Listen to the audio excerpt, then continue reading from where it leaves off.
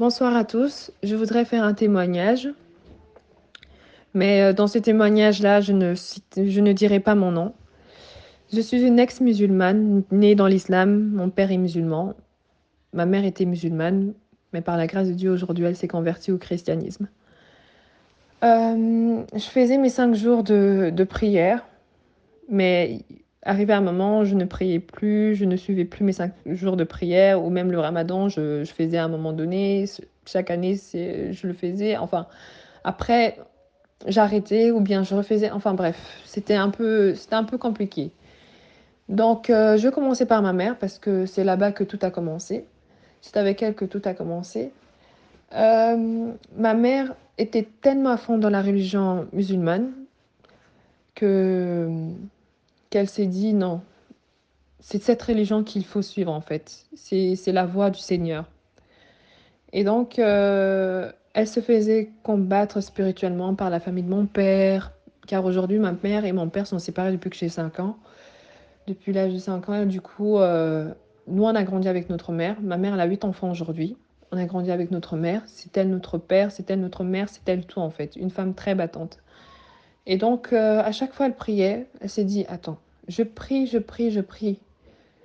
Est-ce que je ne vais pas mourir devant mes enfants comme ça? Un jour, elle était assise, elle regardait la vidéo d'un pasteur sur YouTube. Elle voyait la délivrance de certaines personnes. Elle s'est dit, attends, pourquoi pas aller voir ce pasteur-là et voir ce qui en est de l'autre côté. Et donc, elle est partie voir ce pasteur. Elle est partie voir ce pasteur. Ce pasteur l'a délivrée. À ce moment-là, elle était encore enceinte de mon petit frère qui a maintenant 2 ans. Donc, ça va faire 2 ans que ma mère s'est convertie depuis sa délivrance, depuis la délivrance que l'homme de Dieu lui a fait. Ma mère, elle venait à la maison pour nous dire, pour nous annoncer la bonne nouvelle, c'est-à-dire le fait qu'elle a changé d'adresse, le fait que aujourd'hui elle a la paix du cœur, que aujourd'hui elle est délivrée, aujourd'hui elle est guérie. Et nous on était là, non. Peut-être que c'est la folie qui est commencée, c'est elle, et du coup on s'est dit non, laisse tomber, ce n'est pas grave, c'est peut-être, voilà, puisqu'elle a tellement galéré, tellement souffert dans sa vie, elle s'est dit, voilà, elle pense que, voilà, elle a trouvé la bonne voie, alors que ce n'est pas du tout le cas. C'est ce qu'on se disait à l'époque, puisque nous, on était encore musulmans. Moi, je continuais mes prières, elle priait de côté. Donc, ça veut dire, dans la maison, il y avait 2 clans, le christianisme et l'islam. C'était un peu marrant parce que pendant le mois de Ramadan, nous, on jeûnait et elle, non. Et quand elle jeûnait, nous, on ne jeûnait pas. Donc, c'était un peu bizarre. Mais par contre, quand nous, on était en train de jeûner, elle se levait tout le temps. Elle préparait pour nous, sans savoir en fait que c'est le sang de Jésus qu'elle couvrait sur cette nourriture afin que Jésus nous appelle dans l'autre adresse, qui est le christianisme. Donc, tout allait bien, tout allait bien, tout allait bien. Jusqu'à ce que moi aussi, je me décide de changer d'adresse. Un jour, je rêvais d'un homme, en fait. À l'époque, j'étais fiancée. Mais finalement, voilà, j'ai dû arrêter ces fiançailles parce que je ne me sentais pas du tout heureuse avec l'homme avec qui j'étais à l'époque.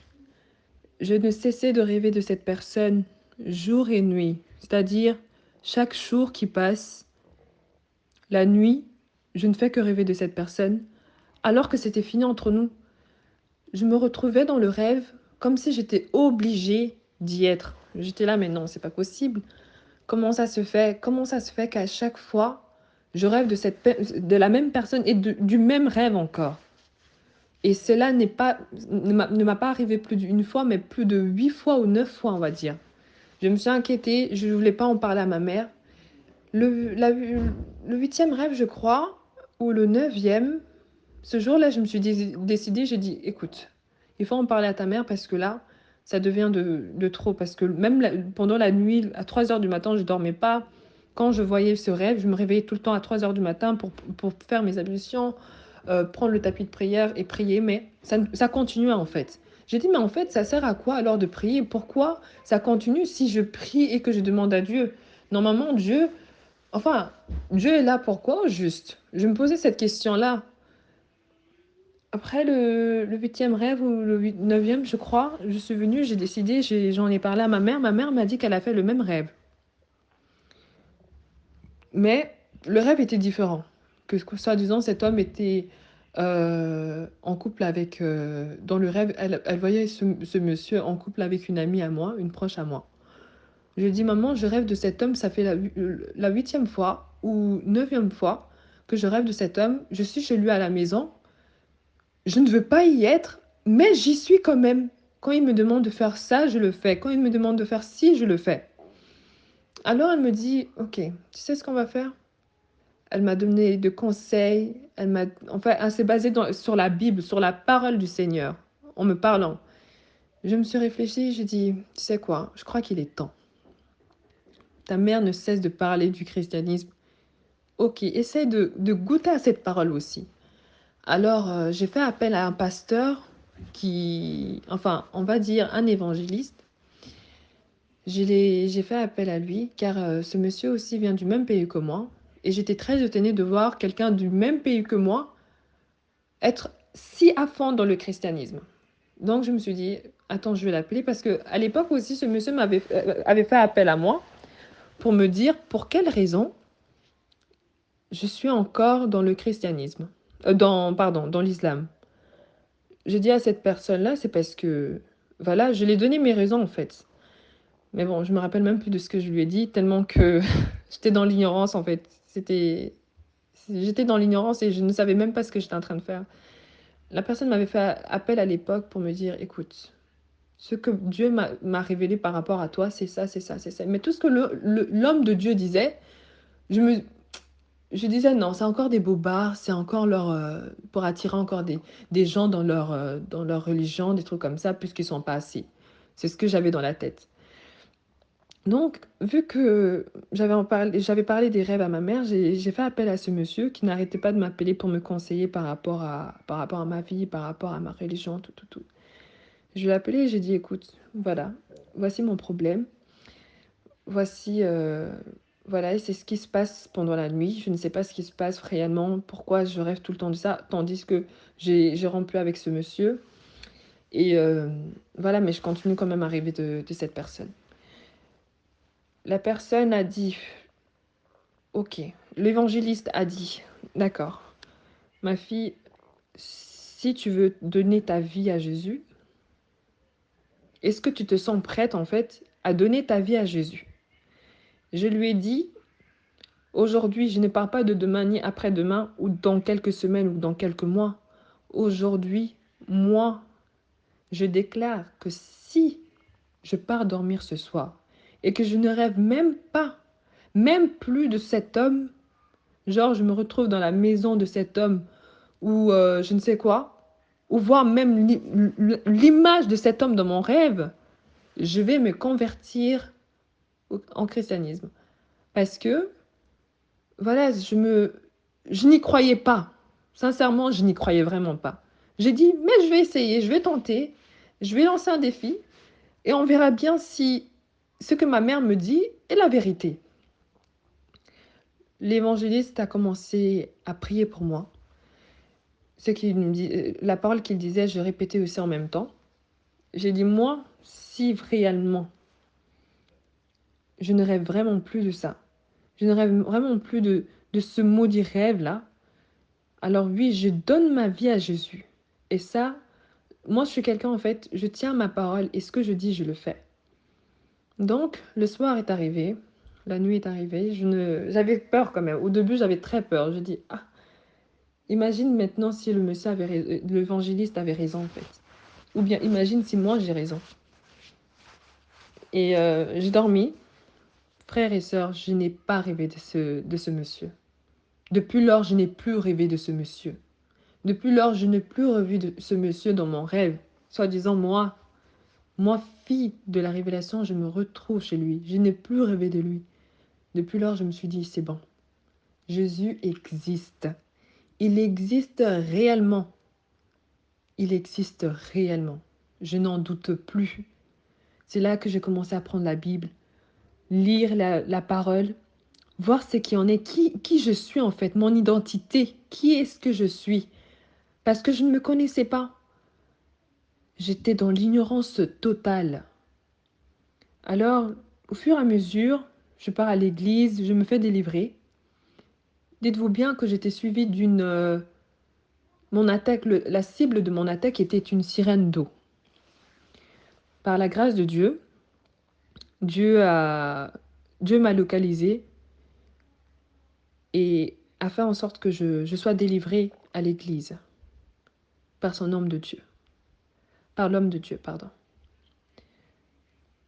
Donc, depuis lors, ces attaques-là ne m'arrivent plus. Certes, il y a des petites attaques qui viennent, mais quand une fois que je sens l'attaque arriver, je prends la Bible ou bien je me lève la nuit et je prie.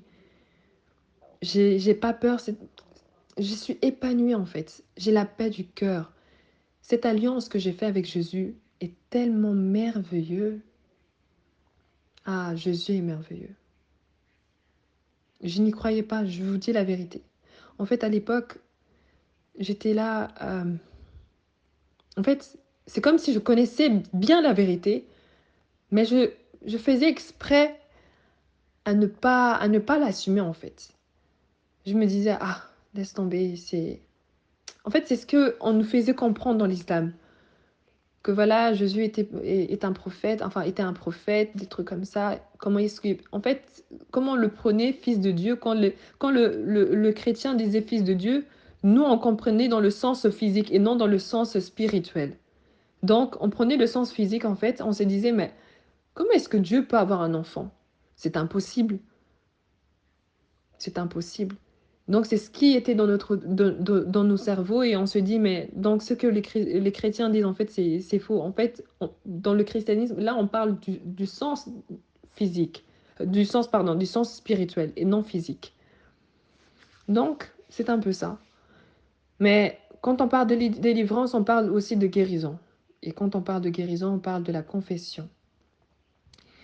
J'ai contacté un autre pasteur parce que je me suis dit, ok, aujourd'hui je suis délivrée par la grâce de Dieu.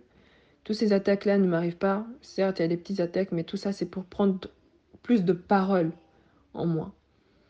Car aujourd'hui, je vis dans la parole et la parole vit en moi. Et donc, il faut que je mange la parole de Dieu. Il faut que je mange la parole du Seigneur afin que je puisse combattre toute attaque qui veulent venir vers moi. J'ai contacté un autre homme de Dieu, un puissant même. Je l'ai contacté, je lui ai expliqué un peu mon cas. La première fois, quand j'étais en train de faire ma confession, je n'ai pas tout dit. Et pourtant, je me suis dit que j'ai tout dit. Ça, c'est le démon qui fait ça. Je me suis dit, non, j'ai déjà tout dit. Qu'est-ce qui manque encore? Au fur et à mesure, je pars à l'église. Au fur et à mesure, je lis la parole. Au fur et à mesure, j'entends ma mère me parler. Au fur et à mesure, enfin, chaque jour qui passait, j'apprenais. Et chaque jour qui passait encore, il y a des choses qui me revenaient encore en tête.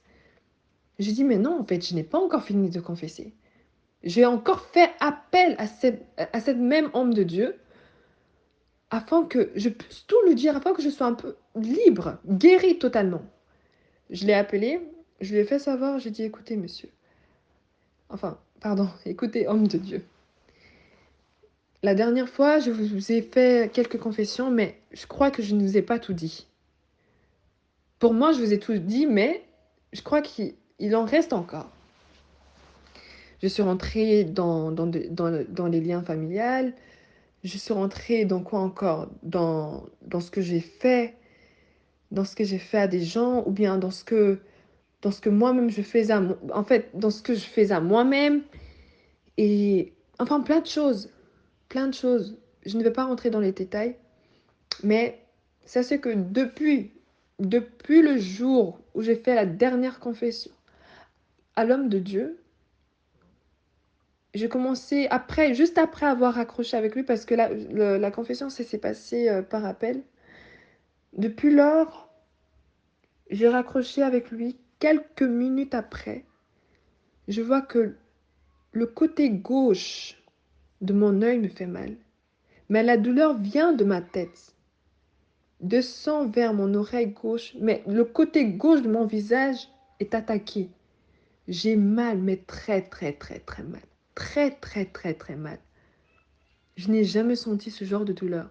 J'ai dit, mais pourquoi le visage gauche, l'autre côté de mon visage me fait si mal, tandis que l'autre, il n'y a rien. J'ai dit non, je vais prier. J'étais seule à la maison, mes parents, la famille n'était pas à la maison, j'étais toute seule à la maison. J'ai dit non, je vais prier. Je prie, je prie, je prie, je prie, je prie, je prie. Je vois que jusqu'à présent, ça me fait mal. J'ai dit ok. J'ai dit ok, je suis venue. J'ai repris mon téléphone, j'ai appelé l'homme de Dieu.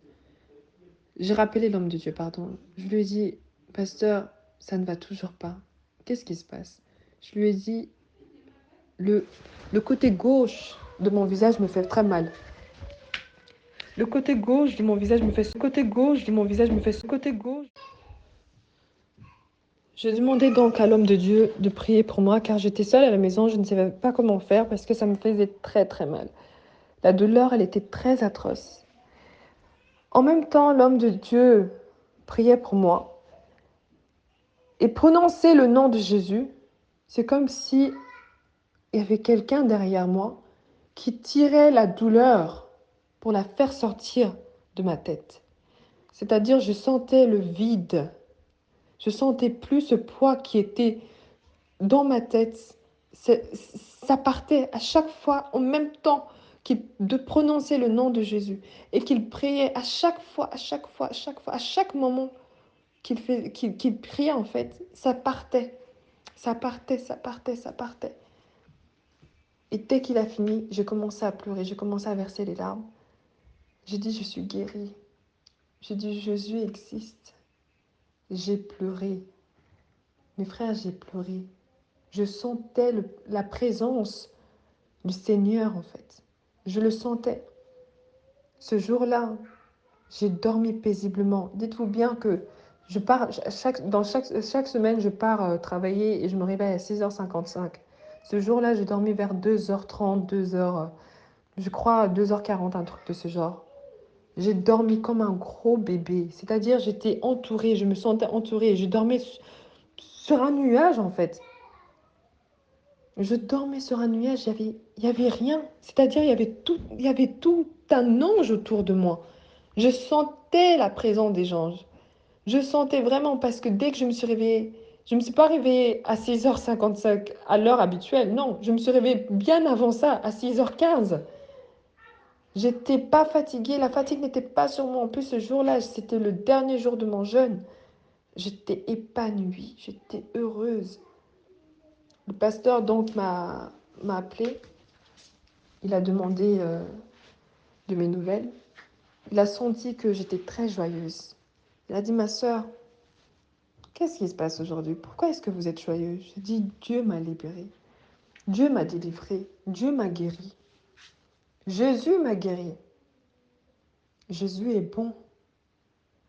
C'est pour cela, frères et sœurs, je tenais à faire ce témoignage pour vous dire que Jésus existe. Ah, il existe. Il existe et il nous aime tant. Ceux qui sont encore dans l'ignorance, je prie pour eux. Je prie pour eux, pour qu'ils connaissent le miracle du Seigneur, afin qu'ils se repentent très vite, afin que la colère de Dieu ne soit pas sur eux, afin qu'il ne soit pas trop tard, au nom puissant de Jésus, car le Seigneur est merveilleux. Amen. Aujourd'hui, moi qui sortais en boîte, qui voyageait, qui faisait enfin, plein de choses horribles. Aujourd'hui, je considère ces choses comme, je sais pas, comme de... En fait, je suis libérée du monde des hommes. Je suis libérée maintenant. Je suis dans un autre monde. Je suis sur un autre chemin, le chemin du Seigneur. Ces choses maintenant me disent absolument rien du tout. Quand je regarde mes amis sur les réseaux sociaux, dans les boîtes de nuit, je dis aïe, aïe, aïe, aïe, aïe, aïe, aïe, aïe. Ah, les pauvres. Alors que moi aussi j'étais dans ce monde-là à l'époque. Mais aujourd'hui, c'est moi qui dis, oh Seigneur, pardonne-leur. Ils sont dans l'ignorance, ils ne savent pas ce qu'ils sont en train de faire. Appelle-les vers toi, comme tu as appelé moi, ta fille, vers toi. Le Seigneur est merveilleux. Rendons gloire à Dieu. Rendons gloire au Seigneur. Mes frères, priez, veillez et jeûnez. Amen. Merci beaucoup.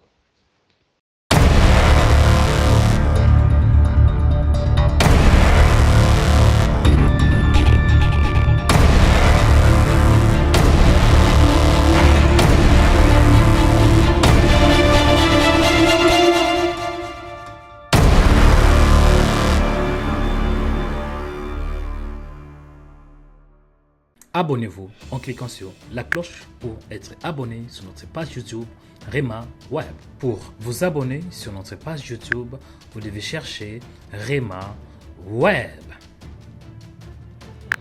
Après, cliquez sur le logo de Rema Web et cliquez sur s'abonner. Ensuite, cliquez sur la cloche et prenez toutes pour recevoir toutes nos informations et notifications. Rema Web, votre chaîne de prière qui est disponible 24h sur 24 sur YouTube. Cliquez sur la cloche pour vous abonner.